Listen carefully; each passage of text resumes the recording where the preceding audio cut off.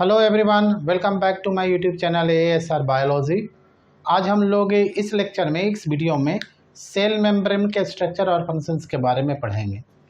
तो यहाँ पर देखें सेल मेम्ब्रेन के बारे में स्ट्रक्चर एंड फंक्शन। तो सबसे पहले कुछ ब्रीफ इंफॉर्मेशन सेल मेम्ब्रेन के बारे में हम लोग जान लें कि सेल मेम्ब्रेन का सबसे पहले डिस्कवरी किसने किया और पहली बार किसने सेल मेम्ब्रेन नाम दिया और सेल मेम्ब्रेन का कौन कौन सा नाम है और सेल मेम्ब्रेन बायोलॉजिकल मेम्ब्रेन में डिफरेंस क्या है। तो सबसे पहले ये देखें कि सेल मेम्ब्रेन का डिस्कवरी टी स्वान ने किया था, जिसने एनिमल सेल थ्योरी दिया था। एनिमल सेल के बारे में डिटेल स्टडी टी स्वान ने किया था। एनिमल सेल के साथ साथ प्लांट सेल के बारे में भी डिटेल स्टडी टी स्वान ने किया था। टी स्वान के साथ साथ स्लाइडेन ने भी प्लांट सेल के बारे में स्टडी किया था। लेकिन एनिमल सेल जो नाम दिया पहली बार वो टी स्वान ने दिया था। डिस्कवरी जो किया था वो टी स्वान ने किया था और नाम जो दिया था वो सेल नेगेली ने दिया। क्रेमर एंड नेगेली, नेगेली का नाम ज़्यादा आता है तो क्रेमर एंड नेगेली ने दोनों ने दिया था।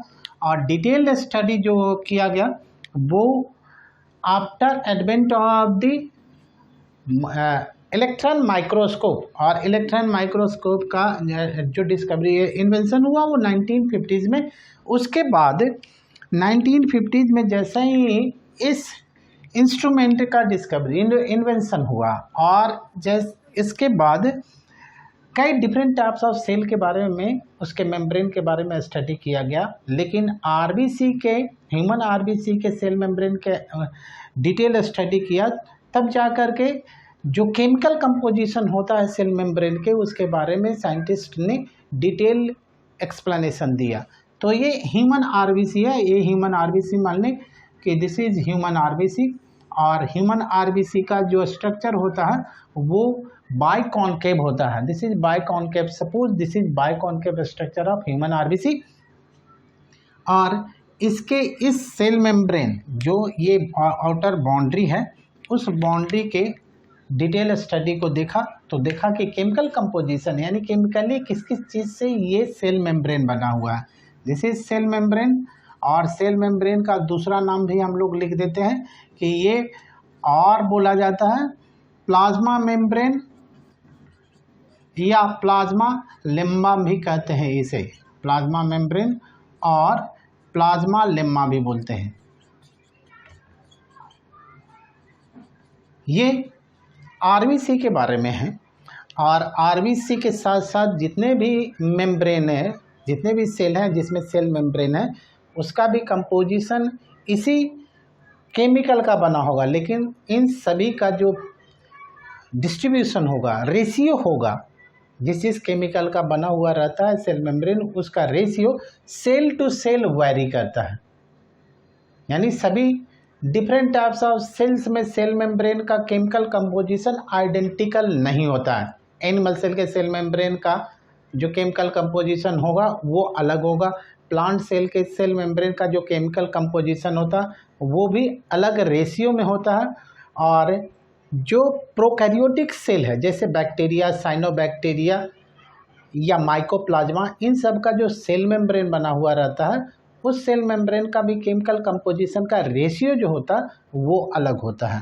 तो ये different types of cell membrane का जो हम लोग स्ट्रक्चर देखेंगे और उसमें केमिकल कंपोजिशन देखेंगे तो पता चलेगा कि किस तरीके का इसका स्ट्रक्चर और फंक्शंस होता है और ये कैसे सेल टू सेल टाइप इसके केमिकल कंपोजिशन का रेशियो वेरी करता है। तो दिस इज सेल मेम्ब्रेन और इसके साथ ही डिटेल स्टडी करेंगे।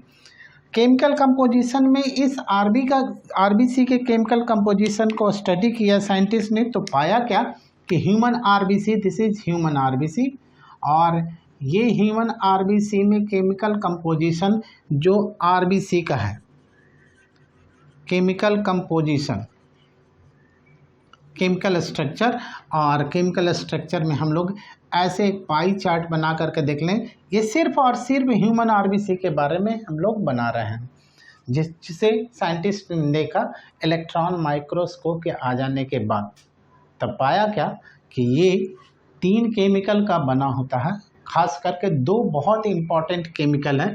पहला केमिकल जो है उसका रेशियो यहाँ पर प्रोटीन है प्रोटीन का जो रेशियो होता है इसमें ये 52% होता है जो ह्यूमन आरबीसी में मिलेगा, इसका रेशियो 52% होगा। और दूसरा जो केमिकल होगा वो केमिकल कौन सा है, तो इसमें लिपिड का कंपोजिशन, लिपिड का रेशियो, दिस इज लिपिड, और लिपिड का जो रेशियो होता है ह्यूमन आरबीसी में वो लगभग ये 40% है। जो इलेक्ट्रॉन माइक्रोस्कोप ने साइंटिस्ट ने ह्यूमन आरबीसी के स्टडी किया तो उसमें इन दोनों केमिकल का रेशियो यही मिला। और तीसरा जो 8% है वो 8% कार्बोहाइड्रेट एंड अदर केमिकल्स का बना होगा। तो यहाँ लिखे ये कार्बोहाइड्रेट होगा, ये कार्बोहाइड्रेट,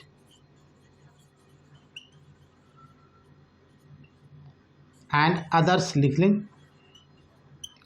इस डेटा के बेसिस पे जो यहाँ पर डेटा दे रहा है केमिकल कंपोजिशन का, उस केमिकल कंपोजिशन के डेटा के बेसिस पे जो सबसे ज़्यादा रेशियो में है वो है 52% प्रोटीन, यानी प्रोटीन मैक्सिमम अमाउंट में सेल मेम्ब्रेन में प्रेजेंट होता है।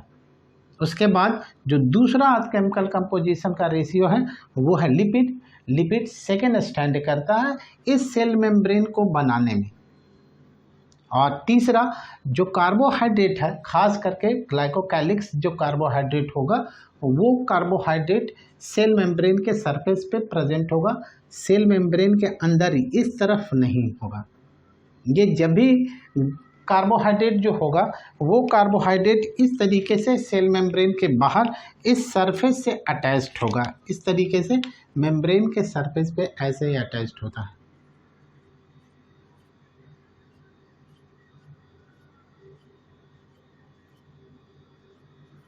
These are carbohydrate।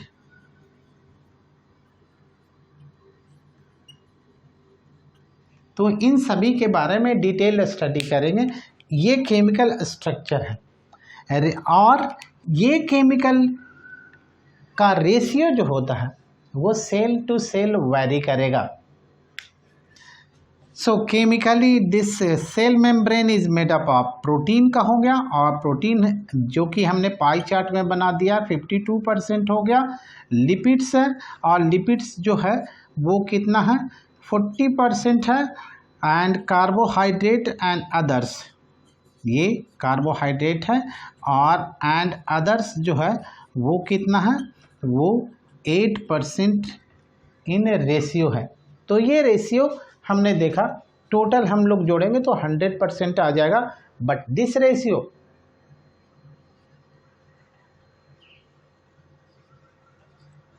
Of chemical composition varies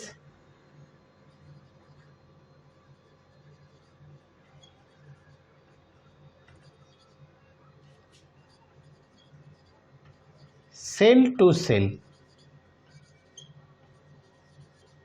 ये सेल टू सेल वैरी करेगा।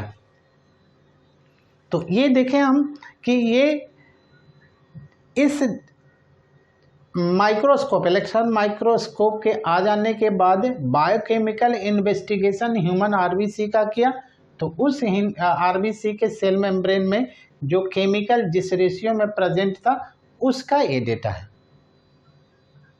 और इसके बाद देखेंगे दूसरा कि ये सभी सेल मेम्ब्रेन का, जितने भी सेल है सभी सेल मेम्ब्रेन का रेशियो ये नहीं हो, लेकिन कंपोजिशन एक ही होगा। मीन्स का लिपिड होगा, प्रोटीन होगा, कार्बोहाइड्रेट एंड अदर्स।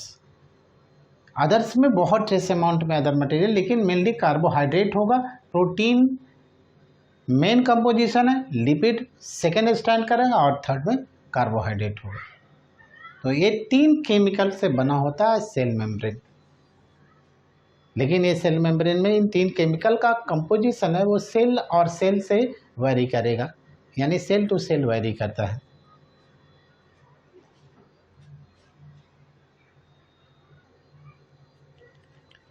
अब सेल मेम्ब्रेन के स्ट्रक्चर से रिलेटेड कुछ थ्योरीज है, वो थ्योरीज हम लोग देखें जो इस स्ट्रक्चर से रिलेटेड है।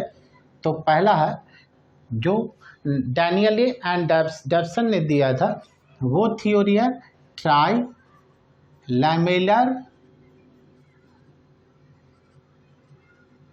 थ्योरी, और ये किसने दिया था? डैनियल एंड डेवसन ने। कब दिया था? 1935। ये पहला थ्योरी था जो डैनियल एंड डेवसन ने दिया था, और ये ट्राइलैमिलर थ्योरी दिया था। ट्राइलैमिलर थ्योरी के बारे में बाद में डिटेल्स पढ़ेंगे, जो मेन थ्योरी है उसके बारे में पहले हम लोग पढ़ेंगे। दूसरा है, और दूसरा थ्योरी है unit membrane theory. Unit membrane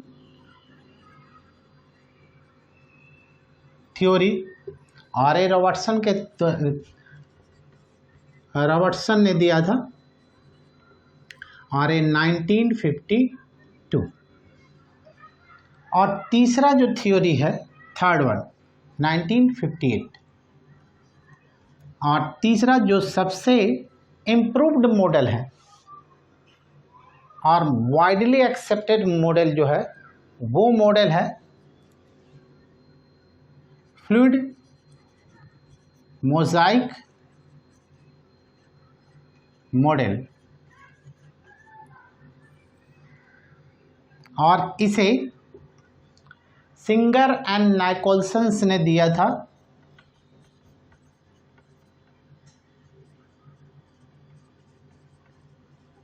1972, and this model is an improved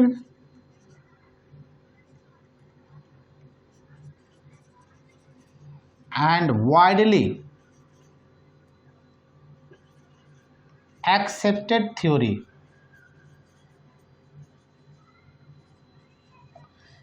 इस साइंटिस्ट ने, सिंगर एंड नाइकोलसन ने, सेल मेम्ब्रेन के में प्रेजेंट केमिकल के बारे में जो थ्योरी दिया था, यानी structure of the cell membrane के बारे में जो कॉन्सेप्ट दिया था, जो थ्योरी दिया था, जो उसने इलेक्ट्रॉन माइक्रोस्कोप में देखा, वो ठीक उसी तरीके से देखा जैसे आइस क्यूब्स या आइस समंदर में, वाटर में तैरता हुआ रहता है, वैसे ये प्रोटीन जो रहता है वो लिपिड बाइलेयर में तैरता हुआ रहता है। तो इन्होंने जो देखा उसके बेसिस पर ये मोजाइक लाइक स्ट्रक्चर जो दिखता है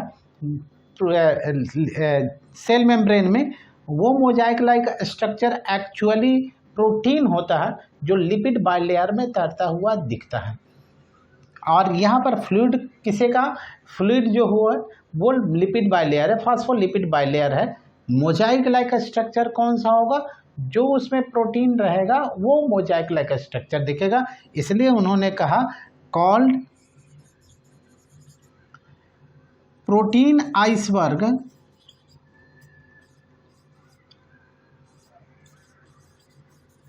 इन द सी ऑफ लिपिड,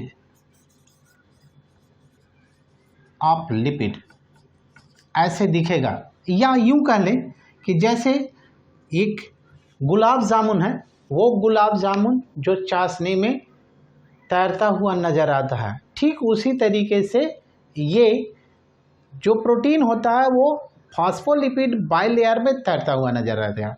इसका मतलब फॉस्फोलिपिड फ्लूइड की तरह काम करेगा, लिक्विड की तरह काम करेगा। इसलिए इन्होंने इस फ्लूइड का नाम दिया, जो फॉस्फोलिपिड है वो फॉस्फोलिपिड फ्लूइड है, दिस इज फ्लूइड। और जो आइसबर्ग, यानी ये आइसबर्ग प्रोटीन होगा जो इस फ्लूइड में तैरता रहेगा।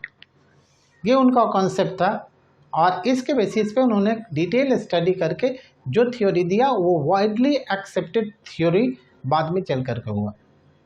तो ये सिंगर एंड नाइकोलसन का कॉन्सेप्ट दिया हुआ था।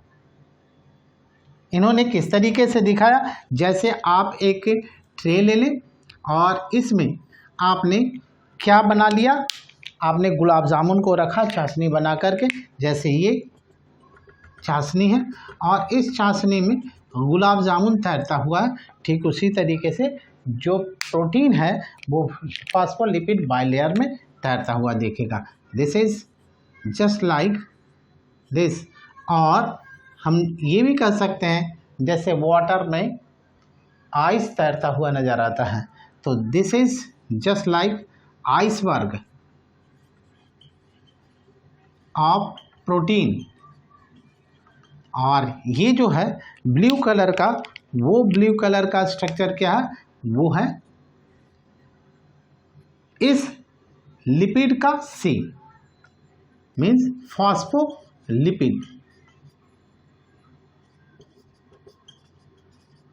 And this is just like fluid. इसलिए इन्होंने इस कॉन्सेप्ट को एक और नाम दिया कि सेल मेम्ब्रेन जो होता है क्वासी फ्लूइड इन नेचर होता। क्वासी फ्लूइड के बारे में भी डिटेल स्टडी करेंगे। तो cell membrane quasi fluid in nature means semi fluid in nature.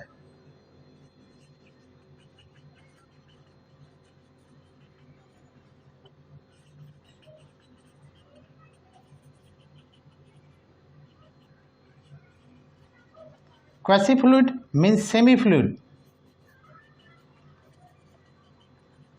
ये सेमी फ्लूइड के तरह होगा। अब देखें इसका कंपोजिशन या स्ट्रक्चर के साथ साथ कैसे दिखता है और किस तरीके का इसका स्ट्रक्चर होगा इस सेल मेम्ब्रेन का, वो देखेंगे। और फिर उसके बाद में हम फंक्शंस देखेंगे।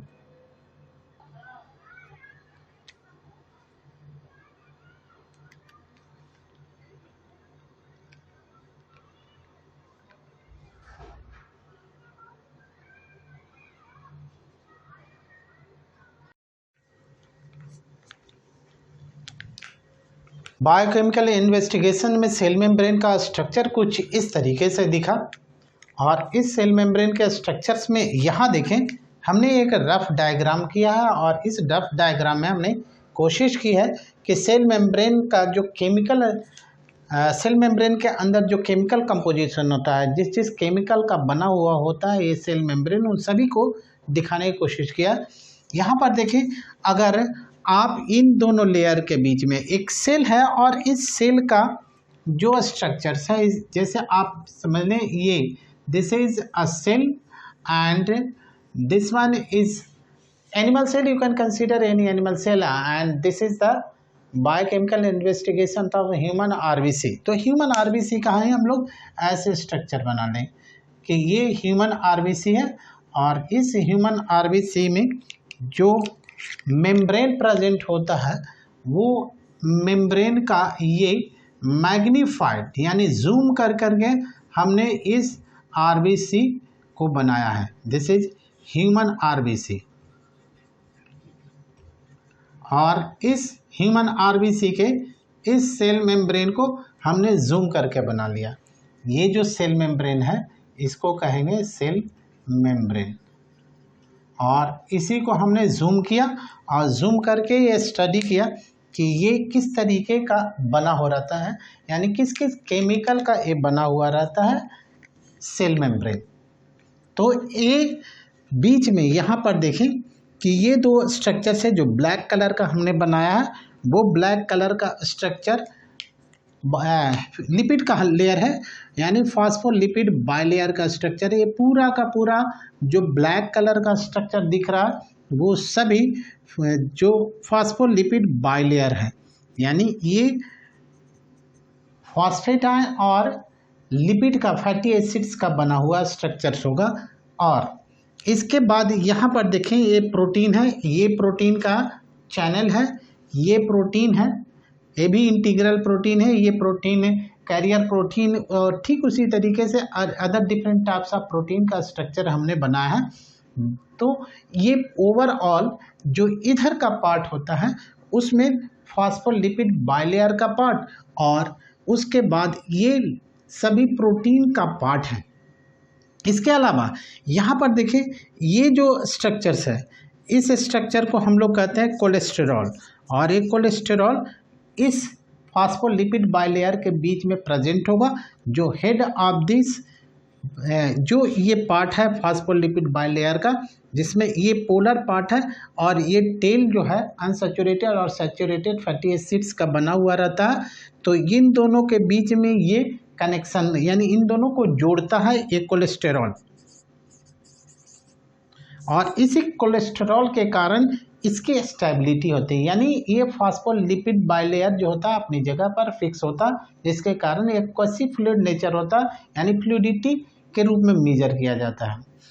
अब इसके बाद का हम लोग स्ट्रक्चर्स देखें। अगर ये एक्स्ट्रा सेलुलर फ्लूइड वाले पार्ट में, ये इंट्रा सेलुलर फ्लूइड यानी साइटोप्लाज्म वाले पार्ट है और ये एक्स्ट्रा सेलुलर फ्लूइड वाले पार्ट है, तो इसमें और इसमें खास डिफरेंस यहाँ पर देखें। ये जितने भी लिपिड पार्ट का यानी फॉस्फोलिपिड पार्ट का जो हेड है, उस हेड से अटैच्ड शुगर मॉलिक्यूल है, तो इसे हम लोग कह सकते हैं कि ये लिपिड और शुगर, तो हम लोग लिख सकते हैं ग्लाइको लिपिड, यानी लिपिड प्लस शुगर मॉलिक्यूल से बना हुआ, शुगर प्लस लिपिड मॉलिक्यूल का बना हुआ स्ट्रक्चर है, जो बाहर यानी एक्स्ट्रा सेलुलर पार्ट में प्रेजेंट होगा। ये इंट्रासेलुलर साइड में ये जो ग्लाइकोलिपिड का पार्ट होता है वो नहीं होता है, ये ग्लाइकोकैलिक्स के रूप में प्रेजेंट होगा। यहाँ पर देखिए इस प्रोटीन वाले पार्ट में, तो प्रोटीन वाले पार्ट से भी ये शुगर मॉलिक्यूल अटैच्ड होता है, इसीलिए इसको हम लोग कहेंगे लिपिड शुगर प्लस प्रोटीन, यानी यहाँ लिख रहे शुगर प्लस प्रोटीन, और इन दोनों को कलेक्टिवली हम कह सकते हैं glycoprotein. This is known as glycoprotein. ये दोनों इंपॉर्टेंट स्ट्रक्चर प्रेजेंट होता है जो सेल टू सेल इंटरैक्शंस में मदद करेगा, यानी ये glycoprotein will acts as antigen, ये सेल टू सेल इंटरैक्शन में मदद करेगा, सेल टू सेल इंटरैक्शन।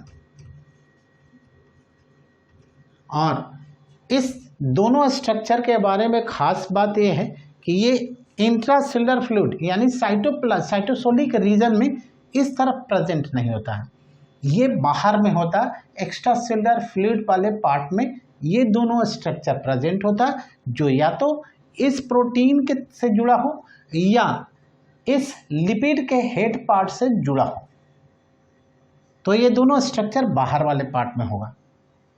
दूसरा, ये सेल टू सेल इंटरैक्शंस में मदद करेगा, यानी अगर हमारे बॉडी के अंदर कोई बाहरी सेल आ गया या किसी ने ट्रांसफ्यूज किया ब्लड और ब्लड दूसरे बॉडी से आ रहा है, तो उसे आइडेंटिफाई रिकॉग्नाइज करने में मदद करेगा। That's why this will act as antigen. अब देखें यहाँ पर उसके बाद वाले पार्ट में चलें। ये प्रोटीन है और प्रोटीन डिफरेंट टाइप्स है, डिफरेंट साइज का है, डिफरेंट लोकेशंस में है। यहाँ पर देखें ये जो पार्ट में हमने दिखाया ये प्रोटीन, ये सभी प्रोटीन पेरीफेरल प्रोटीन या एक्सट्रिंजिक प्रोटीन कहलाएगा। This is peripheral protein.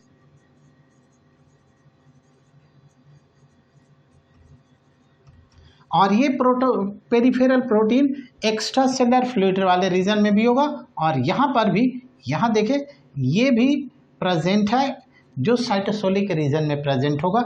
इस प्रोटीन को भी हम लोग क्या कहेंगे, पेरीफेरल प्रोटीन। और इनका कनेक्शन ये साइटोस्केलेटन, ये जो थ्रेड देख रहे हैं साइटोस्केलेटन वाले पार्ट से, ये इससे इस तरीके से जुड़ा हो सकता है। तो ये साइटोस्केलेटन वाला पार्ट है, साइटोस्केलेटन है जो different types of protein thread से बना हुआ होगा। आरबीसी के अंदर जो साइटोसोलिक रीजन होता है, उस रीजन में एक और ख़ास प्रकार का प्रोटीन होता है जिसे हम लोग कहते हैं स्पेक्ट्रिन, यानी इससे अटैच्ड एक और डिफरेंट टाइप्स ऑफ प्रोटीन होगा। इस प्रोटीन को हम लोग कहेंगे स्पेक्ट्रिन, जो सिर्फ और सिर्फ कहाँ मिलेगा, इस आरबीसी के साइटोसोलिक पार्ट में प्रेजेंट होता है। अब देखें प्रोटीन, ये तो दोनों पेरीफेरल प्रोटीन हो गया, और ये जो पार्ट है जो लिपिड बाइलेयर को क्रॉस कर रहा है, ये सभी प्रोटीन जो डिफरेंट स्ट्रक्चर्स बनाता है, डिफरेंट शेप एंड साइज का होगा, उन सभी प्रोटीन्स को हम लोग कहेंगे इंटीग्रल प्रोटीन और टनेल प्रोटीन। ये इंटीग्रल प्रोटीन है, इसको कहेंगे इंटीग्रल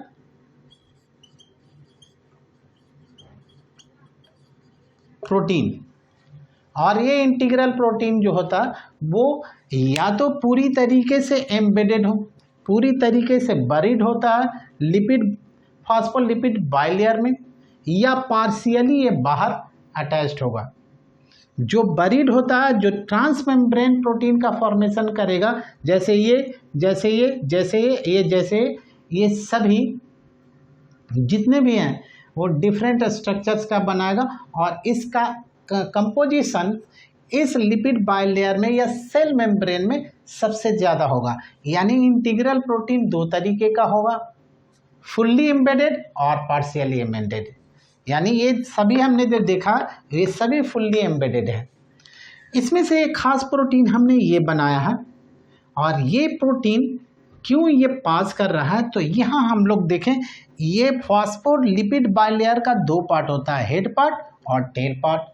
और जो हेड पार्ट यहाँ देख रहे हैं बाहर का पार्ट जो होता है वो वाटर लविंग होता है और वो पोलर पार्ट होता है। और पोलर पार्ट को ही से मिलेगा लाइक डिजोल्व्स लाइक।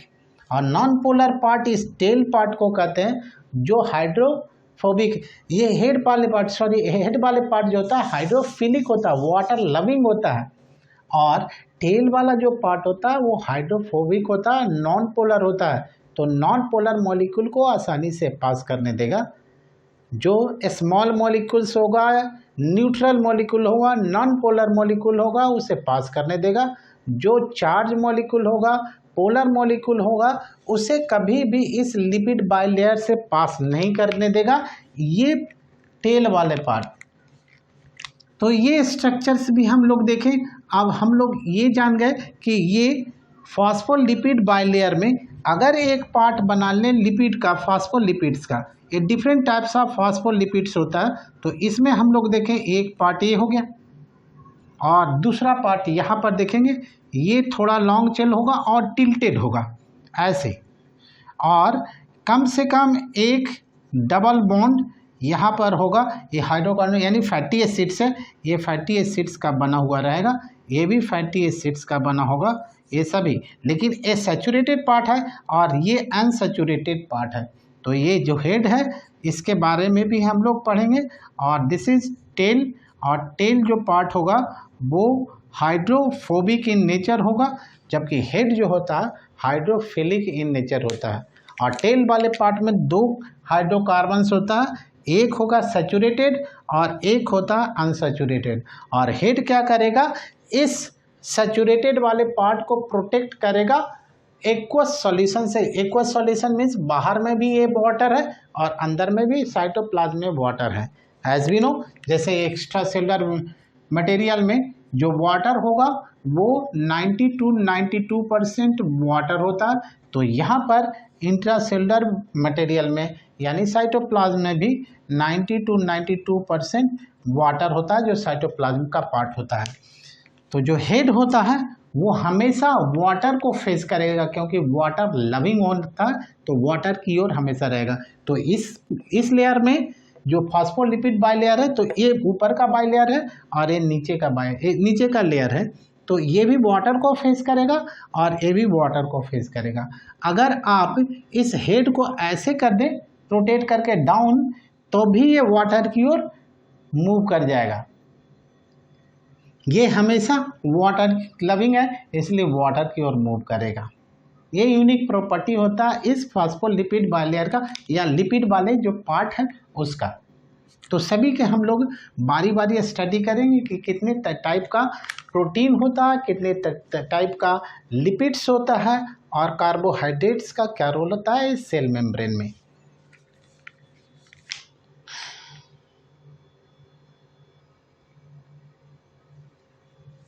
तो स्ट्रक्चर में देखें, सबसे पहले स्ट्रक्चर्स में हम लोग देखें किस किस केमिकल का बना। तो पहला केमिकल हम लोगों ने लिखा ये लिपिड पार्ट है, और दूसरा केमिकल जो है वो प्रोटीन पार्ट है यानी प्रोटीन का बना होगा, और तीसरा हमने पढ़ा कार्बोहाइड्रेट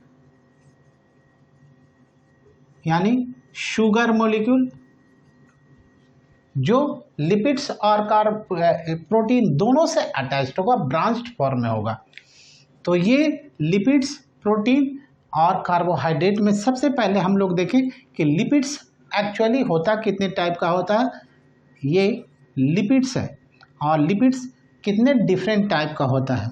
तो ये लिपिड्स तीन तरीके का बना होता है, तीन तरीके या थ्री डिफरेंट फॉर्म्स में प्रेजेंट होता है लिपिड्स। तो पहला हम लोग इसमें देखें लिपिड्स में जो है ग्लाइकोलिपिड्स। ये ग्लाइकोलिपिड्स हैं, जो हमने अभी फिगर में देखा कि ग्लाइकोलिपिड्स जो है वो लिपिड के हेड रीजन पर जो शुगर मॉलिक्यूल अटैच्ड होता है वो बनाता है ग्लाइकोलिपिड्स। और दूसरा यहाँ पर हम लोग देखेंगे फॉस्फोलिपिड्स, और तीसरा हम लोग देखेंगे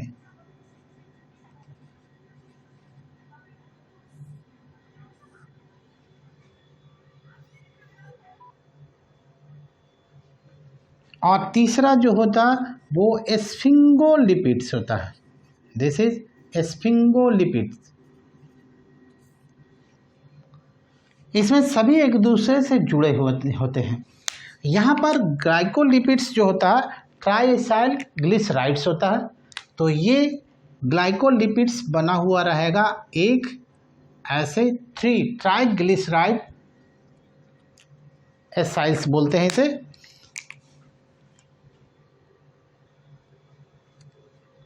इसमें हम लोग देखें पहले वाले में ट्राइएसाइल ग्लिसराइड या ट्राइग्लिसराइड्स लिखें। ट्राइग्लिसराइड्स का मीनिंग हो गया यानी 3 ग्लिसरॉल मॉलिक्यूल, बैकबोन जो होगा वो ग्लिसरॉल होगा और उससे 3 फैटी एसिड्स जुड़ा हुआ रहेगा। जैसे ये मेन बैकबोन है, ये ग्लिसरॉल है CH2OH CHOH और CH2OH, ऐसे ये जुड़ा हुआ है। और इसके साथ ये फैटी एसिड्स जुड़ा हुआ है, इसके साथ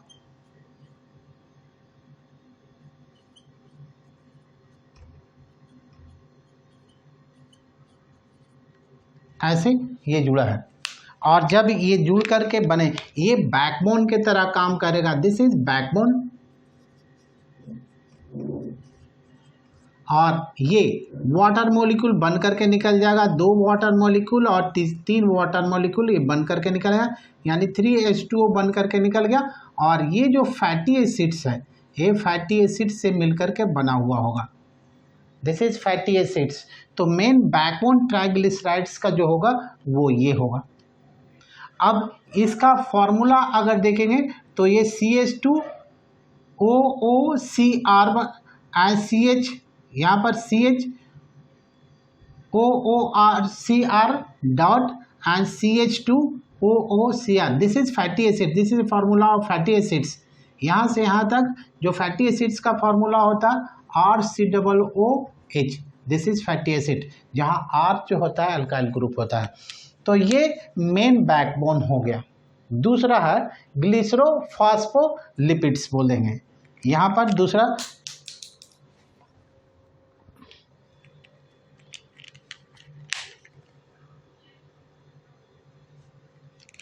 सेकेंड है ग्लिसरोफॉस्फोलिपिड, यानी ये और ये दोनों मिल करके बनाएगा ग्लिसरोफॉस्फोलिपिड्स। इसका मतलब है इसका पार्ट और इसका पार्ट, इन दोनों का कंपोजिशन ये होता है। और इसमें जो बैकबोन होगा, अगेन बैकबोन जो होगा वो ग्लिसरॉल, ये ग्लिसरॉल मेन बैकबोन होगा। यहाँ पर ग्लिसरॉल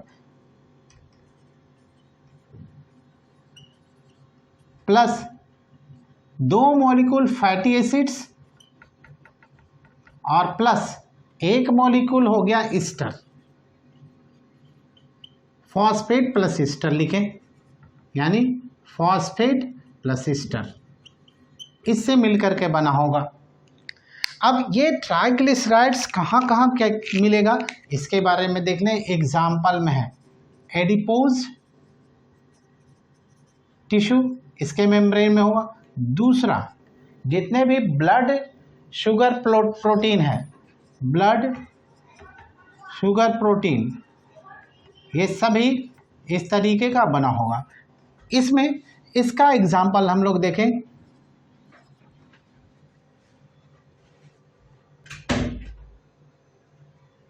इसका एग्जाम्पल्स कुछ हम लोग देखें। फास्फाटिडाइल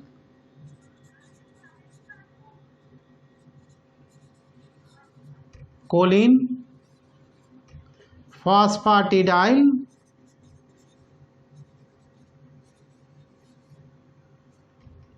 सेरीन, फॉस्फेटिडाइल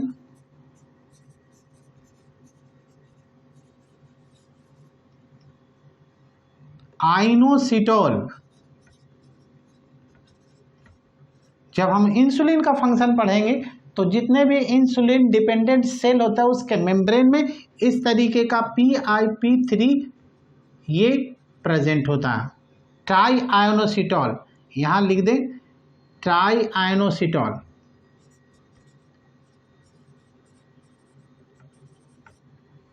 ये PIP3। उसके बाद कार्डियोलिपिन, और कार्डियोलिपिन जो होता है वो माइटोकॉन्ड्रियल मेम्ब्रेन में प्रेजेंट होता है। Very important type of protein that is present in mitochondrial membrane. तो ये माइटोकॉन्ड्रियल मेम्ब्रेन में प्रेजेंट होता है। ठीक उसी तरीके से हम लोग स्पिंगो लिपिड्स के बारे में पढ़ेंगे, और स्पिंगोलिपिड्स जो होता है वो प्रेजेंट होता है न्यूरॉन के मेम्ब्रेन में, यानी नर्व सेल के जो एक्सोलेम्मा होता है वहाँ पर ये प्रेजेंट होता है स्पिंगोलिपिड। और इसमें भी जो हम लोग देखेंगे बैकबोन सभी का जो होगा वो यही glycerol, this is glycerol, this is the formula of glycerol. ये ग्लिसरॉल होता है, ये बैकबोन रहेगा, इससे मिलकर के बनता है। तो हमने देखा लिपिड्स जो होता है वो 3 डिफरेंट टाइप्स ऑफ लिपिड है, और इसके मिलने से, इसके कंपोजिशन से ये इसका नेम वेरी करता है। और एक ख़ास चीज़ इन सभी लिपिड्स में ये फॉस्फोलिपिड जो होता है वो मैक्सिमम इन अमाउंट होता है, मैक्सिमम होता है। इन तीनों में ग्लाइकोलिपिड्स, फॉस्फोलिपिड्स और स्फिंगोलिपिड्स में सबसे ज़्यादा कौन सा लिपिड्स होगा, तो वो होता है फॉस्फोलिपिड्स, क्योंकि ये डिफरेंट डिफरेंट सेल्स में अलग अलग फिजियोलॉजी करता है।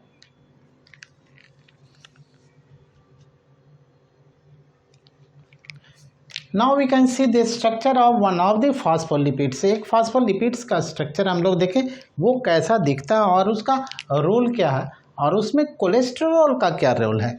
जैसे हमने अभी बताया कि ये जो फॉस्फोलिपिड है उसमें ये हेड है, और इससे एक सैचुरेटेड हाइड्रोकार्बन या सैचुरेटेड फैटी एसिड्स है, और दूसरा यहाँ पर कार्बन कार्बन ये डबल बॉन्ड ऐसे ये जुड़ा हुआ रहेगा ऐसे, ये सैचुरेटेड फैटी एसिड्स है।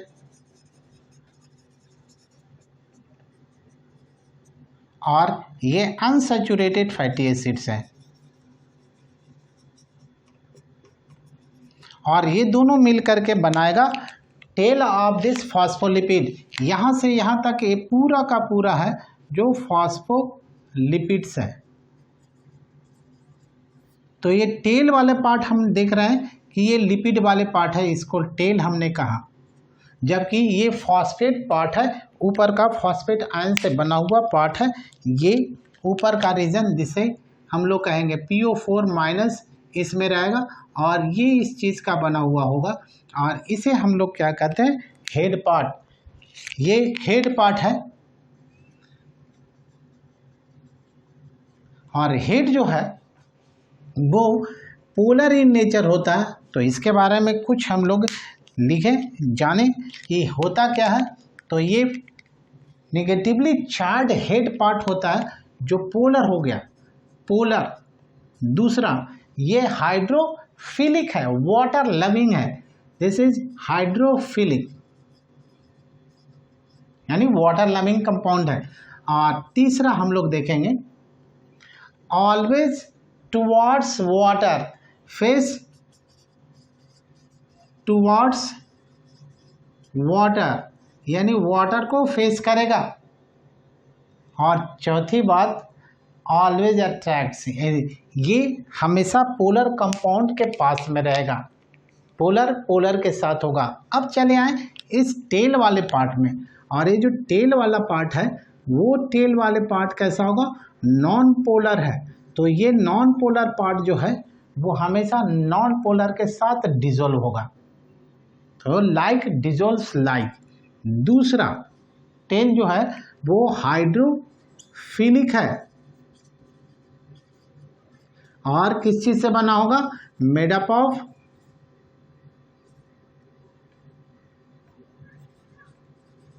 Saturated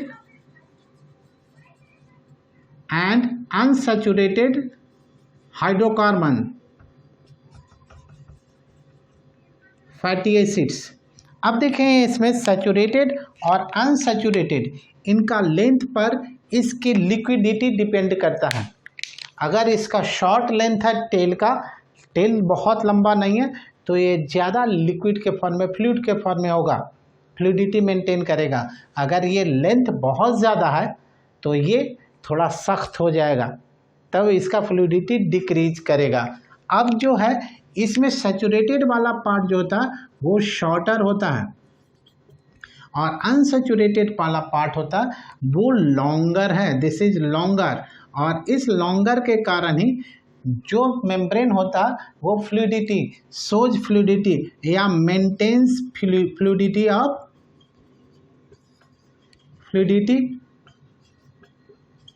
of cell membrane. अब देखें इसमें दो है, पोलर पार्ट है और नॉन पोलर पार्ट है।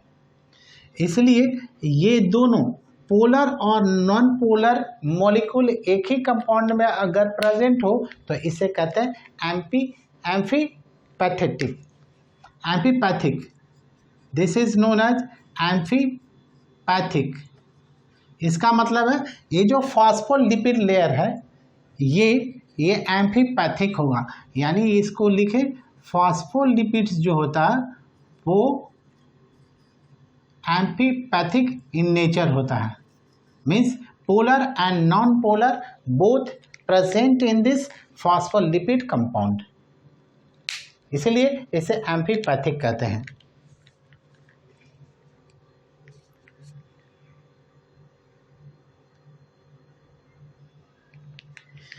फॉस्फोलिपिड लेयर में, दिस इज फॉस्फोलिपिड लेयर, और ये फॉस्फोलिपिड में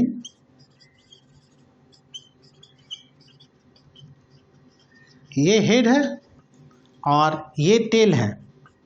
तो इस हेड और टेल को कनेक्ट करने वाला ये कोलेस्टेरॉल मॉलिक्यूल है।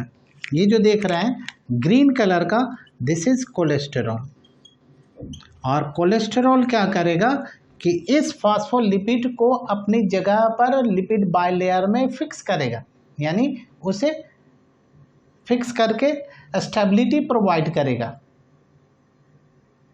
और फ्लूइडिटी लिपिड फॉस्फोलिपिड बाइलेयर में मेंटेन करेगा, ये कोलेस्ट्रॉल। लेकिन अगर ये क्या किया, स्टेबिलिटी दिया, stability to membrane, to phospholipid bilayer, phospholipid bilayer, इसके कारण जो फॉस्फोलिपिड बाइलेयर होता वो फ्लूइड इन नेचर होता है, क्वासी फ्लूइड इन नेचर होता है। और दूसरा, अगर कोलेस्ट्रॉल कम है, लो कोलेस्टेरॉल, ये low cholesterol, more fluidity,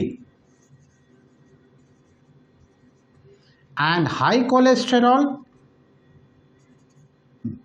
low fluidity, more rigidity।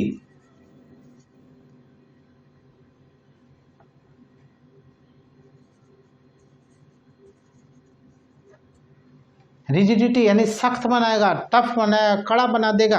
अगर ये ब्लड वेसल्स में यही होता है कि अगर कोलेस्ट्रॉल का लेवल हमारे बॉडी में बढ़ गया, यानी हमारे ब्लड वेसल्स में डिपॉजिट करता है, और जब ब्लड वेसल्स में डिपॉजिट करता है तो ब्लड वेसल्स का ल्यूमन शॉर्ट होता है, ब्लड वेसल्स का जो वॉल होता है थिक होता है और काफ़ी कड़ा हो जाता है, टफ हो जाता है।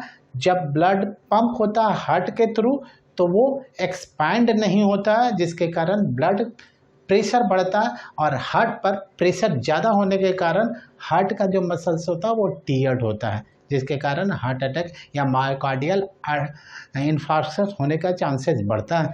तो ये बहुत इम्पॉर्टेंट केमिकल है, लेकिन जब ये ज़रूरत से ज़्यादा हमारे बॉडी में डिपॉजिट होगा तो ये ख़तरनाक हो जाता है।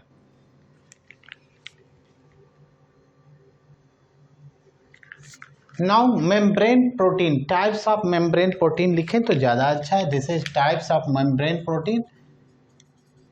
तो ये इस मेम्ब्रेन प्रोटीन का क्लासिफिकेशन अगर हम करते हैं तो क्लासिफिकेशन का बेसिस दो हो गया। पहला बेसिस जो हम लोग यहाँ देख रहे हैं बेस्ड ऑन पोजीशन, और दूसरा है बेस्ड ऑन फंक्शंस। जैसा हमने फिगर में भी देखा इसके पहले कि अगर एक सेल है और इस सेल में ऐसे ये सेल है और इस बीच में हमने इस मेम्ब्रेन को बना दिया, दिस इज सेल मेम्ब्रेन।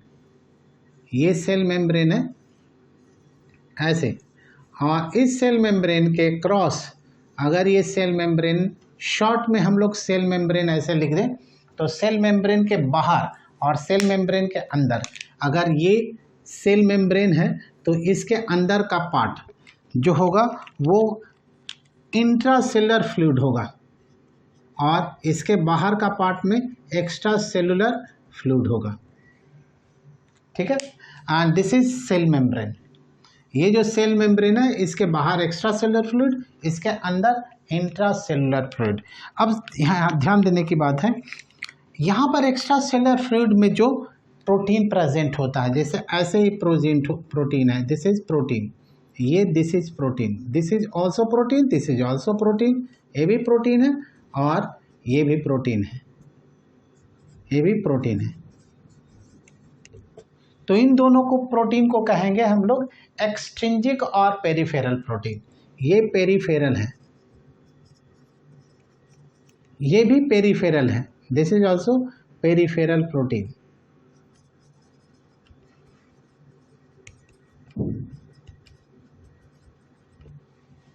ये दोनों पेरिफेरल प्रोटीन कहलाएगा। जबकि यहाँ पर अगर इसमें इस तरीके का प्रोटीन है प्रेजेंट, ये, तो इस प्रोटीन को हम लोग कहते हैं, ये जो प्रोटीन प्रेजेंट है इसको हम लोग कहेंगे integral protein, this is integral protein.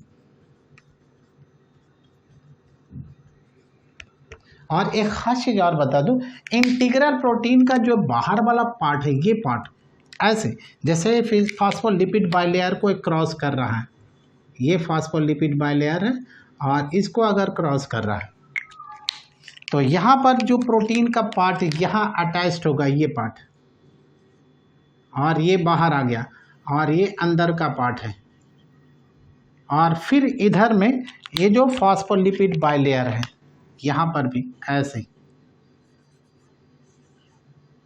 ये फास्फोलिपिड बाइलेयर है और यहाँ पर ऐसे। तो ये जब क्रॉस कर करके ये बीच वाले पोर्शन में ये क्रॉस करके ऐसे जा रहा है, ये पूरा का पूरा ऐसे इंटीग्रल।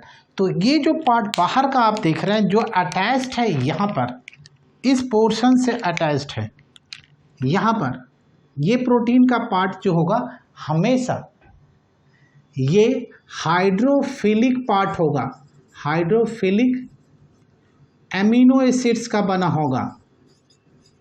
जबकि यहाँ से यहाँ ये भी जो अटैच्ड होगा हेड से, ये भी हाइड्रोफिलिक एमिनो एसिड से बना होगा, एमिनो एसिड्स का होगा। जबकि ये पूरा का पूरा पार्ट जो टेल रीजन में है वो हाइड्रोफोबिक एमिनो एसिड्स का बना होगा, एमिनो एसिड्स का होगा ये पार्ट। तो हेड रीजन वाले रीजन में जो प्रोटीन का एमिनो एसिड्स रहेगा वो एमिनो एसिड हमेशा हाइड्रोफिलिक यानी वाटर लविंग होगा। जबकि अंदर में जो ट्रांस मेम्ब्रेन होगा, इसे ट्रांस मेम्ब्रेन कहेंगे। इस सेक्शन को हम लोग क्या कहेंगे, ट्रांस मेम्ब्रेन प्रोटीन। ये ट्रांस मेम्ब्रेन प्रोटीन है। तो ये ट्रांस मेम्ब्रेन वाले प्रोटीन वाले सेक्शन जो कि टेल रीजन को फेस करेगा वो हमेशा हाइड्रोफोबिक एमिनो एसिड्स का बना हुआ होगा। चलें, बेस्ड ऑन पोजीशन दो तरीके का हमने देखा, एक ये और दूसरा हमने देखा एक ये।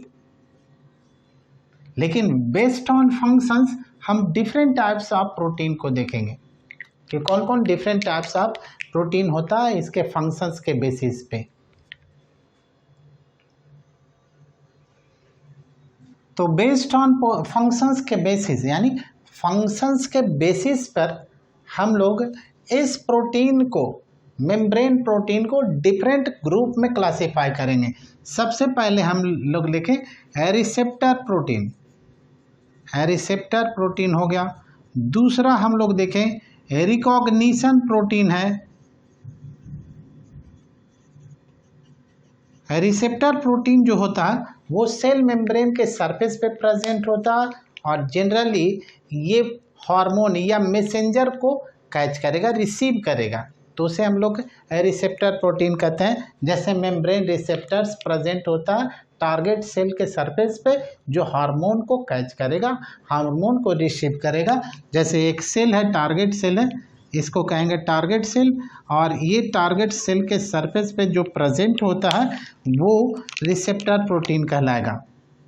ठीक इसी तरीके से अलग अलग तरीके का रिकॉग्निशन प्रोटीन जो होता है जो सेल टू सेल इंटरैक्शंस में मदद करेगा। थर्ड हम लोग देखेंगे यहाँ पर कैरियर प्रोटीन, और फोर्थ देखेंगे चैनल प्रोटीन। एक कैरियर प्रोटीन है। कैरियर प्रोटीन क्या होगा, जैसे एक मेम्ब्रेन है, ये सेल मेम्ब्रेन हो गया, और इस सेल मेम्ब्रेन में ऐसे कैरियर प्रोटीन है जो क्या करेगा, मॉलिक्यूल्स को, आयन को ऐसे ये कैरियर के थ्रू जाने देगा, पैसेज बनाएगा, रास्ता बनाएगा, और अपना जो मॉर्फोलॉजी है वो कॉन्फॉर्मेशनल चेंज लाएगा। अगर ये मॉलिक्यूल है और कोई चार्ज मॉलिक्यूल है, चार्ज मॉलिक्यूल लिपिड बाइलेयर को नहीं पास करता है, तो यहाँ पर से अगर कोई चार्ज मॉलिक्यूल है पास कर रहा है ऐसे चार्ज मॉलिक्यूल, तो पहले ये चार्ज मॉलिक्यूल का शेप अगर ऐसा है तो ये क्या करेगा, यहाँ पर चार्ज मॉलिक्यूल आया और इसको पुश करके अंदर की ओर ऐसे पहुँचाएगा, तो यहाँ पर इसका दोनों साइड का जो वॉल्यूम होगा, जो स्पेस देगा, फैलेगा, तो ये अपना कन्फॉर्मेशनल चेंज देता है। यानी कैरियर प्रोटीन क्या करेगा, changes brings conformational change, conformational change during passage of charged molecule, charge molecule को पास करने के वक्त ये पैसेज देगा, चार्ज मॉलिक्यूल्स। अब लास्ट में है एक और टाइप का हम लोग देखें, और वो है कौन सा, तो यहाँ पर कैरियर के साथ साथ चैनल, ये चैनल है, और चैनल को हम लोग क्लासीफाई करें डिफरेंट ग्रुप्स में। तो चैनल प्रोटीन में हम लोग देखें कौन कौन सा चैनल प्रोटीन है।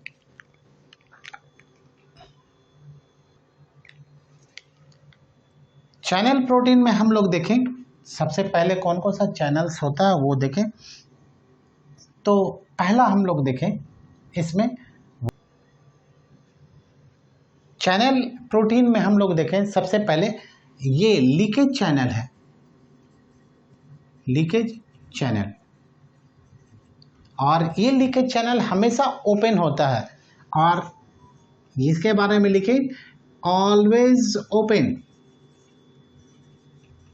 जैसा हम लोग देखेंगे न्यूरॉन के एक्सोलेमा में प्रेजेंट लीकेज चैनल, ये लीकेज चैनल न्यूरॉन के एक्सोलेमा में दो तरीके का होता है, सोडियम आयन लीकेज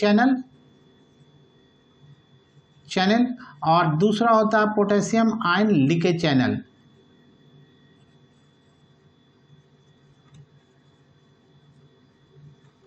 दूसरा हम लोग देखें वोल्टेज गेटेड चैनल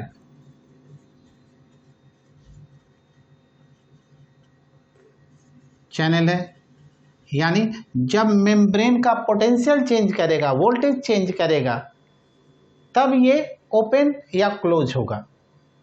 जैसा कि हम लोग एक्सोलेमा में कंडक्शन ऑफ नर्व इम्पल्स वाले पार्ट में देखेंगे कि ये वोल्टेज गेटेड चैनल कैसे ओपन और क्लोज होता है। तो दूसरा वोल्टेज गेटेड चैनल है। तीसरा लिगेंड गेटेड चैनल है। लाइगेंड गेटेड चैनल कैसा होता है, ये भी हमें कहाँ मिलेगा, तो न्यूरॉन में मिलेगा। जैसे न्यूरॉन में अगर ये नर्व सेल्स है और इस नर्व सेल्स के यहाँ पर ये जो पार्ट होता है ये न्यूरॉन का साइटोप्लाज्म है, और ये है एक्सोलेमा, और एक्सोलेमा के टर्मिनल्स पर ये जो एक्सन टर्मिनल्स है वहाँ पर कैल्शियम के लिए चैनल होता है। और दूसरा ये दूसरा न्यूरॉन है यानी पोस्ट सिनेप्टिक मेम्ब्रेन, ये दूसरे न्यूरॉन का प्रेजेंट है यहाँ पर, और इसमें इस तरीके का स्ट्रक्चर होता है। यहाँ पर एक चैनल होता है जो लाइगेंड चैनल होता है, उस पर एसिटाइल कोलिन जब बाइंड करेगा तो वो ओपन होगा। तो इस रीजन में लाइगेंड चैनल होता है, इस तरीके का चैनल होगा जिसका हम लोग स्ट्रक्चर्स बनाए तो ऐसे दिखेगा। और ये चैनल ऐसे कवर्ड होता है पहले ऐसे, यानी इस ढक्कन के तरह ये बंद है, लेकिन यहाँ पर अगर कोई लिगैंड बंद जैसे ही आ करके बैठा या इससे रिएक्ट किया, जैसे कि एसिटाइल कोलिन, ये जैसे ही ये बैठेगा तो ठीक डस्टबिन के ढक्कन के तरह ओपन हो जाएगा। जब हम पैर रखते हैं तो ओपन हो जाता, और तब यहाँ से ऐसे आयंस को पास करने देगा। तो इसे कहते हैं हम लोग ligand. This is ligand, ligand molecule कहते हैं इसको, ये लाइगेंड मॉलिक्यूल, यानी कोई लाइगेंड मॉलिक्यूल इसके साथ बाइंड करेगा तब ये ओपन करेगा। जस्ट लाइक जैसे डस्टबिन में हम लोग देखते हैं कि नीचे पैर रखते हैं उसके साथ जो लाइगेंड जुड़ा हुआ रहता है तो फ्लैप ओपन होता है, तो ठीक उसी तरीके से ये एक लाइगेंड मॉलिक्यूल जब इसके साथ बाइंड करेगा तब ये ओपन होगा। इस तरीके से हम लोग एक और हम लोग देखें सोडियम पोटेशियम पंप, एक और है, यहाँ लिख दें Na+K+ पंप। तो हमने overall different types of membrane protein पढ़ लिया, यानी डिफरेंट टाइप्स जो मेम्ब्रेन में प्रेजेंट होता है, सेल मेम्ब्रेन के अंदर प्रेजेंट होता है प्रोटीन, वो पढ़ा, जिसमें दो तरीके का प्रोटीन पढ़ा हमने, एक फंक्शंस के बेसिस पर और दूसरा हमने देखा पोजीशन के बेसिस पे। तो पोजीशन के बेसिस पे हमने पहले बार में देखा कि पोजीशन के बेसिस पे दो तरीके का हमने यहाँ पढ़ा। पहला पढ़ा था क्या, पेरिफेरल, और दूसरा हमने क्या पढ़ा, ये पेरिफेरल या एक्सट्रिंजिक या एक्सटर्नल, और दूसरा होता है इंटीग्रल। और इंटीग्रल जो होता, इंटीग्रल में भी कई डिफरेंट टाइप्स का होता है ये। तो ये इंटीग्रल में हम लोग देखें फुल्ली एम्बेडेड होगा, फुल्ली एम्बेडेड जो चैनल बनाएगा, और दूसरा पार्शियली एम्बेडेड होगा, पार्शियली एम्बेडेड है।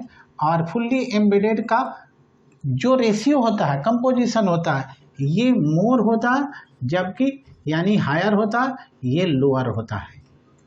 पार्शियली एम्बेडेड जो होता है वो कम होता है, वो रिसेप्टर बनाएगा, रिकॉग्निशन मॉलिक्यूल बनाता है, ऐसे एंजाइम्स बनाएगा, एंजाइम्स भी बनाता है, ऐसा नहीं कि एंजाइम्स नहीं बनेगा। यहाँ पर एक और लिख देंगे एंजाइम्स। तो जो एंजाइम्स बनेगा वो सेल, जैसे एक सेल मेम्ब्रेन है तो सेल मेम्ब्रेन के अंदर भी ये एंजाइम बनेगा और बाहर भी बनेगा, ये ऐसे बाहर भी बनता है, ये दोनों एंजाइम है।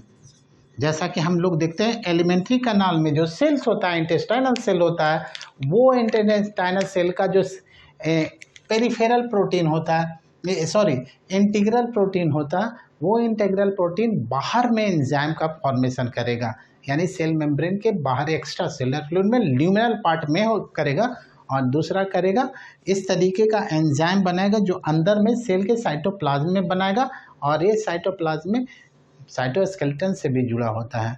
जैसे हम लोग देखते हैं आरबीसी के अंदर कार्बोनिक एनहाइड्रेज जो प्रेजेंट होता है वो CO2 और H2O को जोड़ने में मदद करने वाला एंजाइम जो कार्बोनिक एनहाइड्रेज होता है वो आरबीसी के मेम्ब्रेन पे प्रेजेंट होता है। तो ये दोनों तरीके का हम लोग देखेंगे इसमें एंजाइम।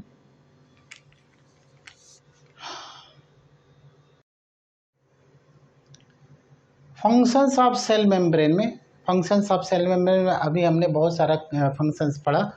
तो जो प्रोटीन का फंक्शंस पढ़ा, लिपिड का फंक्शंस पढ़ा, ठीक है। सेल मेम्ब्रेन का ओवरऑल फंक्शंस हम लोग देखें तो ये क्या करेगा, ट्रांसपोर्ट ऑफ मटेरियल्स करता है, यानी ये ट्रांसपोर्टेशन में ट्रांसपोर्ट्स ऑफ मटेरियल्स है या एक्सचेंज ऑफ मटेरियल्स है, ये इसका फंक्शंस है।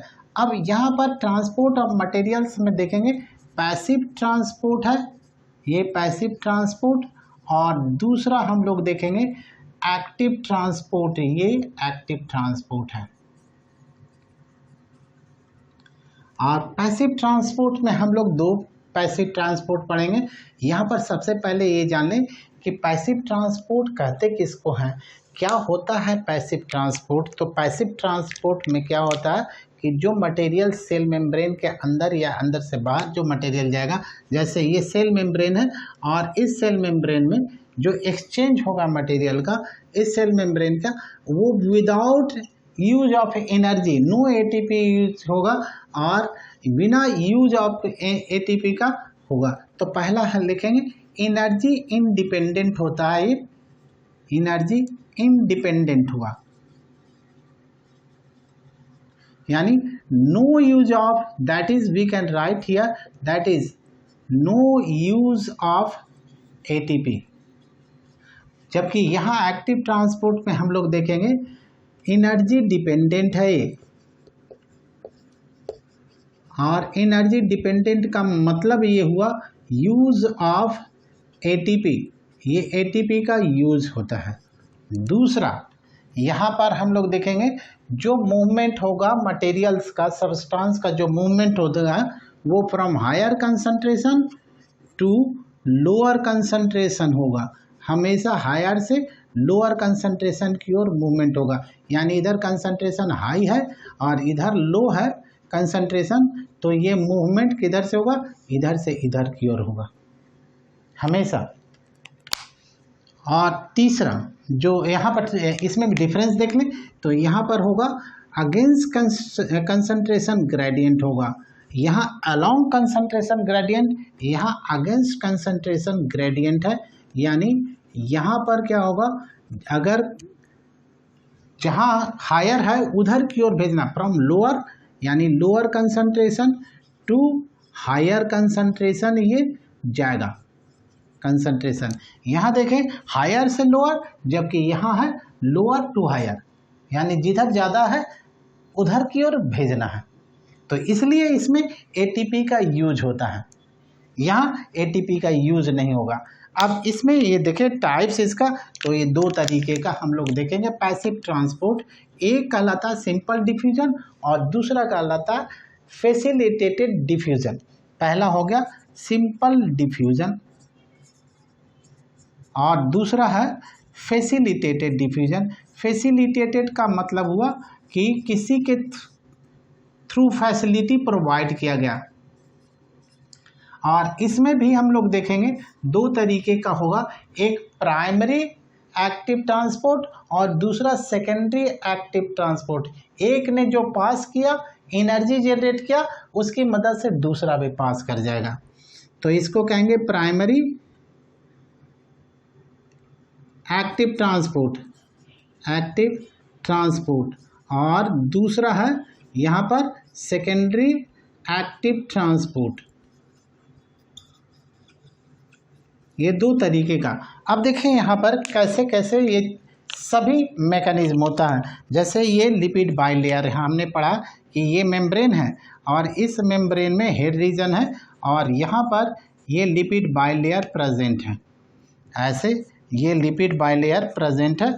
और इस लिपिड बाइलेयर के कारण यहाँ जो एक्स्ट्रा सेलुलर फ्लूइड है ECF, और ECF में जो चार्ज मॉलिक्यूल होता है वो चार्ज मॉलिक्यूल कौन कौन सा होगा, और ये ICF है, ठीक है। ये सिंपल डिफ्यूजन में ख़ास बात क्या क्या है कि ये अलाउ करेगा किस मॉलिक्यूल को, स्मॉल एंड न्यूट्रल मॉलिक्यूल पास करेगा।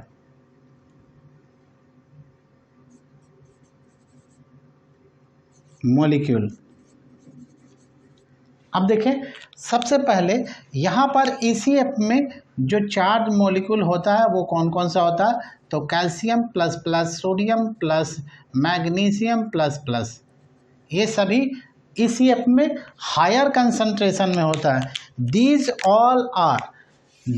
All are found higher concentration in extra cellular fluid. सभी 2 लीटर का बना हुआ मॉलिक्यूल है, एलिमेंट है। तो ये सभी 2 लेटर वाला कैल्शियम, सोडियम, मैग्नीशियम, MgNaCa सब बना है। तो ये सभी 2 लेटर वाला बना हुआ जितने भी आयंस है वो हायर कंसंट्रेशन में होता है एक्स्ट्रा सेलुलर फ्लूइड में। अब देखिए यहाँ पर ये सभी कैसे पास करेगा और क्यों पास करेगा। तो सबसे पहले ये जो बना हुआ है लिपिड बाइलेयर, वो लिपिड बाइलेयर इस तरीके से ये बना हुआ, ऐसे यहाँ से हम लोग ऐसे इरेज कर दें, ऐसे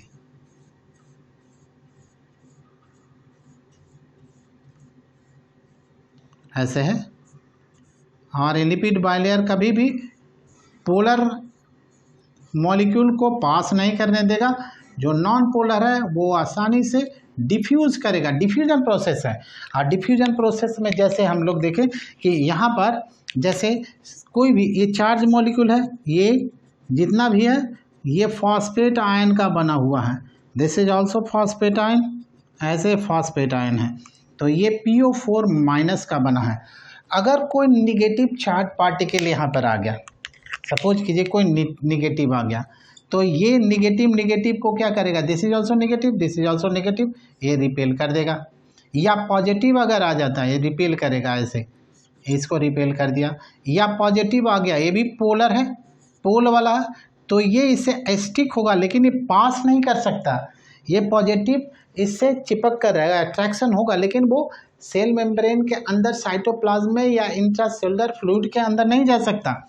ठीक इसी तरीके से अगर यहाँ पर भी इस तरीके का पोलर मॉलिक्यूल है तो हेड जो है पोलर हेड फॉस्फोलिपिड बाइलेयर का वो पास नहीं करने देगा। दूसरा, अगर ये सिंपल डिफ्यूजन है तो हायर कंसंट्रेशन में अगर ऑक्सीजन है PO2 हायर कंसंट्रेशन में बाहर में ज़्यादा है, और यहाँ PO2 यानी पार्शियल प्रेशर ऑफ ऑक्सीजन ज़्यादा है बाहर और अंदर में कम है, तो ये ऑक्सीजन आसानी से हायर कंसंट्रेशन से लोअर कंसंट्रेशन की ओर डिफ्यूज़ करेगा, यानी गैस को डिफ्यूज़ करने में मदद करता है।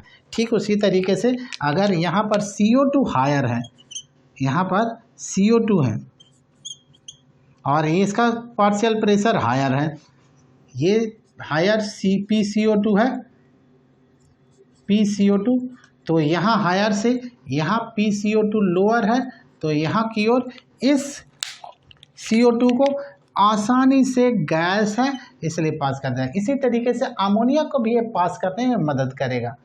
अमोनिया भी गैसियस मटेरियल है, उसे भी डिफ्यूज आउट करता है, गिल्स के थ्रू, स्किन के थ्रू अगर या सेल मेम्ब्रेन के थ्रू पास करने में मदद करेगा। और ये लिपिड बाइलेयर है तो लिपिड सोलेबल मटेरियल को आसानी से पास करने देगा। लिपिड सोलेबल मटेरियल का मतलब हुआ vitamin A, D, E, K, ये सभी फैट सोलेबल मटेरियल है, फैट सोलेबल विटामिन्स है। तो ये फैट सोलेबल विटामिन्स जितना भी है आसानी से ये डिफ्यूज करेगा इस लिपिड बाइलेयर का, फैटी एसिड वाले पोलर रीजन से पास कर जाएगा। अब देखिए वाटर पोलर मॉलिक्यूल है तो वाटर को इस रीजन से पास नहीं करने देगा, यानी ये H2O है तो H2O क्या होता है, ये पोलर मॉलिक्यूल है, O पर 2 चार्ज ऐसे हैं और इधर हाइड्रोजन है तो ये पोलर है। वाटर कैन नॉट पास, तो वाटर किस रास्ते से पास करेगा, तो इस फैसिलिटेट यानी किसी के थ्रू फैसिलिटी प्रोवाइड किया जाएगा, उससे वाटर ऐसे पास कर जाएगा। यानी ये जो है ऐसे मेम्ब्रेन प्रेजेंट है और इस मेम्ब्रेन में ऐसे लिपिड बाइलेयर है और इसमें जो वाटर के लिए रास्ता बनेगा वो देखें किस तरीके का रास्ता का चुनाव करता है वाटर। ये पोलर मॉलिक्यूल है तो ये इससे ऐसे यहाँ से इसके लिए रास्ता बन जाएगा और वो रास्ता है प्रोटीन का चैनल। ऐसे प्रोटीन का चैनल है, वो पोर है ऐसे, और ये पोर इस वाटर के लिए, यहाँ वाटर ज़्यादा है, ठीक है, अगर जहाँ वाटर ज़्यादा होगा यहाँ वाटर ज़्यादा है और यहाँ वाटर कम है ऐसे, तो वाटर हायर कंसंट्रेशन से लोअर कंसंट्रेशन की ओर मूव करेगा। हायर कंसंट्रेशन वाटर के यहाँ है तो यहाँ पर ऐसे ये चलाया वाटर, हायर से लोअर, यानी ECF में अगर वाटर ज़्यादा है और ICF में वाटर कम है तो वाटर ज़्यादा से कम की ओर आसानी से चला आएगा, ऐसे वाटर का मूवमेंट हो जाएगा। इस प्रोसेस को कहते हैं osmosis. This is known as osmosis. तो ऑस्मोसिस में हम पहले क्या देखें, movement of water from the region of higher concentration of water to lower concentration of water, ठीक है पहला। और इस चैनल का नाम हम दे दें एक्वापोरिन, एक्वापोरिन। अब दूसरे तरीके से इसे समझें, ये फैसिलिटी किसके थ्रू दिया, ये एक्वापोरिन ने फैसिलिटी प्रोवाइड किया। जैसा कि हम लोग किडनी ट्यूब्यूल्स में देखेंगे, जो नेफ्रॉन का डिसेंडिंग लूप ऑफ हेनले होगा, उसमें बहुत सारा एक्वापोरिन चैनल होता है और टाइप 1 का होता है। टाइप 2, टाइप 3 जो होता है वो DCT या कलेक्टिंग डक्ट में प्रेजेंट होता है, जहाँ से वाटर ऊज आउट होता है, वाटर पास आउट होता है इंटरस्टिशियल फ्लूइड में। तो वहाँ पर एक्वापोरिन चैनल्स प्रेजेंट होगा डिफरेंट टाइप का। अब यहाँ पर with respect to the solution, यहाँ पर अगर ये सॉल्यूशन बना दें और यहाँ पर सॉल्ट रख दें Na+, और यहाँ पर भी सॉल्ट रख दें, लेकिन यहाँ Na+ जो होगा ज़्यादा होगा और यहाँ कम अगर है तो सॉल्यूशन कैसा हो गया, यहाँ ज़्यादा सॉल्ट हो गया तो सॉल्यूशन गाढ़ा हो गया, और यहाँ पर सॉल्यूशन अगर सॉल्ट कम है तो सॉल्यूशन कैसा होगा, तरल हो गया, यानी डाइल्यूट हो गया। अब देखें, यहाँ पर मान लेते हैं कि ये सोडियम आयन कम है और यहाँ मान लेते हैं सोडियम आयन ज़्यादा है, तो सोडियम आयन ज़्यादा इधर हो गया, तब क्या होगा कि यहाँ कंसंट्रेशन सॉल्यूशन हो गया, यानी ये सॉल्यूशन बन गया, और सॉल्यूशन कैसा हो गया, हाईएवर कंसंट्रेशन का। यहाँ वाटर के साथ सॉल्यूशन कैसा हो गया, लोअर कंसंट्रेशन का। तो जब सोल्यूट कम और वाटर ज़्यादा तो सॉल्यूशन कैसा होगा, हाइपोटोनिक, और अगर ये सोल्यूट ज़्यादा सॉल्वेंट कम तो ये हाइपरटोनिक। और इस कंडीशंस में हम लोग लिखेंगे कि वाटर का जो मूवमेंट होगा यहाँ पर हाइपोटोनिक से हाइपरटोनिक की ओर विथ रेस्पेक्ट टू सॉल्यूशन के टर्म में अगर देखेंगे, सॉल्यूशन के टर्म में तो सॉल्यूशन में हाइपोटोनिक से हाइपरटोनिक की ओर वाटर मूव करता है। लेकिन अगर सिर्फ वाटर यानी सॉल्वेंट के टर्म में देखें, ये सॉल्वेंट है तो सॉल्वेंट के टर्म में लिखेंगे movement of water from higher to lower, यानी सिर्फ वाटर को कंसीडर करेंगे तो हायर से लोअर की ओर मूव करता है, उसे ऑस्मोसिस कहते हैं। अब चले आए एक्टिव ट्रांसपोर्ट में, और ये एक्टिव ट्रांसपोर्ट में ATP यूज होगा। और जैसे ये मेम्ब्रेन है और इसमें डिफरेंट टाइप्स ऑफ चैनल्स होगा, गेटेड चैनल होता है, वोल्टेज गेटेड चैनल होता है, लाइगेट गेटेड चैनल होता है, ऐसे डिफरेंट टाइप्स ऑफ चैनल्स होता है। और इसमें जो यहाँ पर इसमें जो मेम्ब्रेन है ऐसे बना हुआ, ये भी चैनल के थ्रू होगा, ऐसे चैनल बनाएगा, ये लिपिड बाइलेयर है ऐसे, और यहाँ जो चैनल बनेगा ऐसे लिपिड बाइलेयर का, इस तरीके का। इसमें क्या होगा कि एक मॉलिक्यूल अगर पास किया और उसके कारण जो ATP जनरेट हुआ, एनर्जी जनरेट हुआ, उसके कारण दूसरा मॉलिक्यूल पास करेगा। जैसे अगर यहाँ सोडियम है और सोडियम पास किया, ऐसे सोडियम ऐसे पास किया और किया ऐसे, यहाँ हायर कंसंट्रेशन में है और यहाँ सोडियम लोअर कंसंट्रेशन में, तो यहाँ पर जैसे हायर से लोअर कंसंट्रेशन में मूव किया तो जनरली एक्स्ट्रा सेलुलर फ्लूइड में सोडियम हायर होता है, तो हायर से लोअर, उसके कारण जो एनर्जी जनरेट होता है उसके साथ साथ दूसरा मॉलिक्यूल पास करता है, और इसके कारण दूसरा मॉलिक्यूल कौन सा, ग्लूकोज है। ये ग्लूकोज मॉलिक्यूल ऐसे इसके साथ पास कर जाएगा। तो इस तरीके के चैनल जैसे ग्लूट चैनल कहलाएगा, ग्लूकोज ट्रांसपोर्टर। और दोनों मॉलिक्यूल एक ही डायरेक्शन में अगर पास कर रहा है, एक के मदद से जो एनर्जी जनरेट हुआ वो पास करने में दूसरे मॉलिक्यूल को मदद किया, और एक डायरेक्शन में अगर मूव कर रहा तो इसे कहेंगे सिम्पोर्ट, यानी ये सिम्पोर्ट हो गया, इसे सिम्पोर्ट कहेंगे। और अगर ये अपोजिट डायरेक्शन में चलेगा तो इसे एंटीपोड कहेंगे। आप चले आए हैं इसमें एक चैनल है जो एटीपी डिपेंडेंट चैनल है और वो है सोडियम पोटेशियम पंप। और सोडियम पोटेशियम पंप इस तरीके का रहता है चैनल। ये सोडियम पोटेशियम पंप है और इस सोडियम पोटेशियम पंप में ये लिपिड बाइलेयर से ऐसे पास करेगा और एक्चुअली ये इस तरीके का दिखता है। सोडियम यानी इसमें लिखेंगे हम लोग Na+K+ एटीपेज। ये एटीपेज जो होता है वो एक्चुअली पंप है, लेकिन ये एंजाइम है, एक्चुअली एंजाइम है जो पंप की तरह काम करेगा। यानी ये मेम्ब्रेन में, ये मेम्ब्रेन है और इधर ECF है और इधर ICF है और इसमें जो पंप है वो सोडियम पोटेशियम पंप है। ऐसे ये इस तरीके का पंप है और इस पंप में ऐसे पॉकेट हैं, 3 अलग अलग पॉकेट है। बाहर में सोडियम आयन, यहाँ पर सोडियम आयन ज़्यादा होता है ECF में। अभी बताया यहाँ पर कि सोडियम आयन ज़्यादा होता है, ये ज़्यादा होता है, ये ज़्यादा होता है, सभी ज़्यादा होता है। लेकिन पोटेशियम आयन क्या होता है, यहाँ कम होता है। और इधर ICF में क्या होगा, सोडियम आयन कम होता है और पोटेशियम आयन क्या होगा, ये ज़्यादा होगा। ठीक इसके उल्टा यहाँ पर पोटेशियम आयन कम, सोडियम आयन ज़्यादा। और ये क्या होता है, ये Na+K+ एटीपेज है, यानी एंजाइम है। जैसे ही एटीपी इसके साथ बाइंड करेगा वो अपना रोल प्ले करेगा। यहाँ पर ऐसे पॉकेट है और इधर में 3 पॉकेट हैं। ऐसे 3 पॉकेट पर क्या होगा कि यहाँ जो सोडियम कम है, यहाँ पर जो सोडियम कम है वो सोडियम यहाँ पर बाइंड करेगा और पोटेशियम यहाँ ज़्यादा है, सोडियम यहाँ कम है। तो यहाँ सोडियम बाइंड कर गया, सोडियम बाइंड किया, सोडियम बाइंड किया और यहाँ पोटेशियम बाइंड किया। अब देखिए यहाँ पर जैसे ही ATP इससे बाइंड करेगा ये हाइड्रोलाइज हो जाता है और ये बनाएगा ADP+ इनऑर्गेनिक फॉस्फेट। तो ये चार्ज हो जाएगा। ये क्या करेगा, यहाँ से तेज़ी से इसके अंदर से यहाँ पर पलट जाएगा ऐसे, यानी 3 सोडियम को ऐसे पलट करके बाहर फेंक देगा और 2 पोटेशियम को अंदर फेंक देगा।